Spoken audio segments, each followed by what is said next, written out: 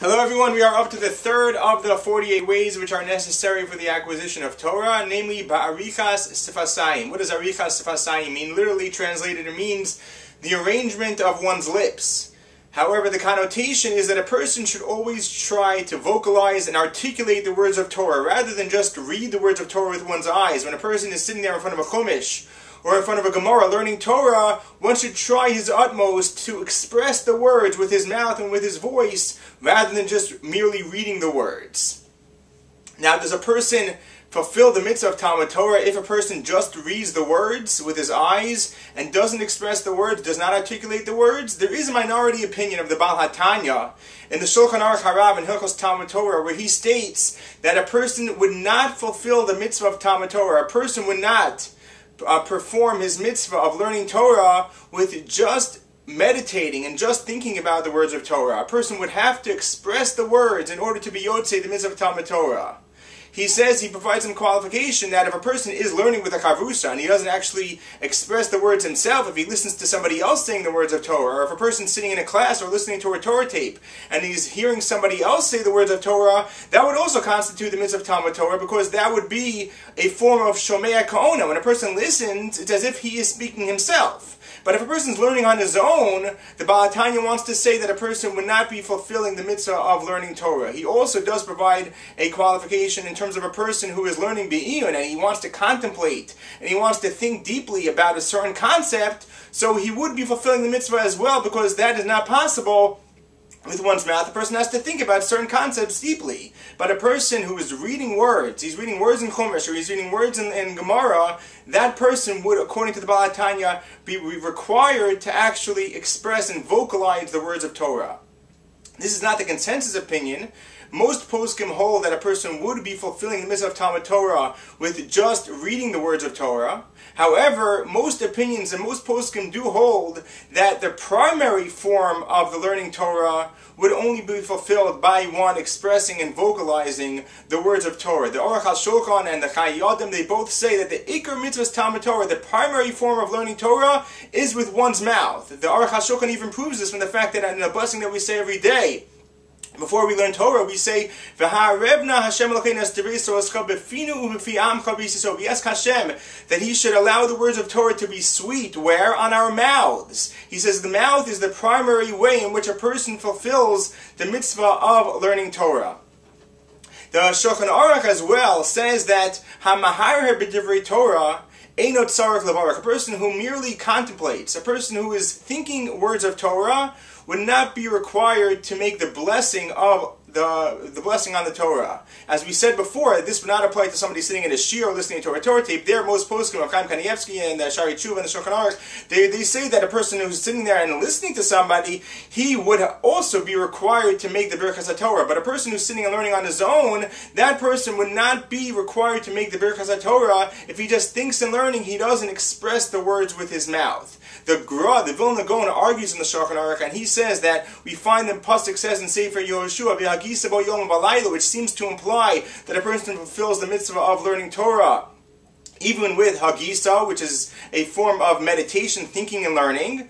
But most poskim say that even the Shulchan Aruch agrees to that idea that a person fulfills the mitzvah of Talmud Torah with just thinking, but it's not as high of a level as a person who articulates the words and expresses the words of Torah. And the Bir Halacha, the Mishnah Berurah, says that even the Vilna Gaon agrees to that idea that a person who just thinks words of Torah, it's not on the same level as a person who actually speaks words of Torah. As we see, it says in this Mishnah, Be'arichas Sifasayim, that a person should try to always vocalize and say the words when he's learning Torah. What's this all about? What's the idea behind why a person should really try to fulfill the mitzvah of Talmud Torah in this manner by speaking words of Torah, by actually articulating the words? So there's a few different approaches to this. One approach I just want to preface with a story that happened with Rav Chaim Brisker. Rav Chaim Soloveitchik was known as a master of expression. He always expressed words of Torah in such a clear way. And there was one of his students was once telling him over a svara, was once telling Rav Chaim a logical concept that the student thought of from the Gemara. And the student was trying to express it to Rav Chaim. Rav Chaim says, "I don't understand what you're saying." So the student said, "I understand it inside, I just can't express it well." So Rav Chaim Brisker told him that if you can't express it well, if you can't express it clearly, it's a siman, it's a sign that you don't really have a complete grasp. You don't have a complete understanding of what you're saying. It's always a good idea when a person thinks of something and learning to express it to somebody else. Because as Rav Chaim said, if a person is not able to really express it in clear terms, that is a sign that a person does not really have a clear understanding. There's a sign of some confusion within the person's understanding of that particular matter of Torah. And that's what the Medrash Shmuel says over here on this Mishnah. He says, why does the Mishnah use the terminology of arichas vasayim, the arrangement of one's lips? Why doesn't it say the term that should have been used, hotzas vasayim, the articulation? Why arichas, the arrangement? So he says that a person, if he really wants to understand Torah, he has to review it countless times in order that there could be a clear arrangement of the Torah on one's lips, and where he can express it in clear terms. As the Gemara says in Kedushin, V'shinantim levanecha, based on the pasuk that we say in Shema, she'yehu divrei Torah mechudadim b'ficha, the words of Torah should be sharp in one's mouth. By being sharp in one's mouth, that's a clear indication that it's also sharp in one's heart and in one's mind. So therefore, that's one idea why it should be expressed in order to be able to make sure that a person has a full grasp and a full understanding of what he's saying and of what he's learning. That's one approach to why it's so important to actually express the words of Torah, not merely just read the words of Torah. Another approach is brought out by the Sfas Emes on Pirkei Avos, where the Sfas Emes says that if a person does not express the words of Torah, it's a sign of laziness. A person sometimes, if he doesn't want to put his full energy into what he's doing, so he doesn't say that he's too lazy to actually say it with his mouth, he'll just read the words, like a person does with other books that he reads. But if a person really wants to use all of his energies and to show that he's being miyageya b'Torah, he's toiling in the words of Torah, then a person has to express the words, he has to bring out the energy, he has to use his lips and use his mouth and his voice to express the words of Torah.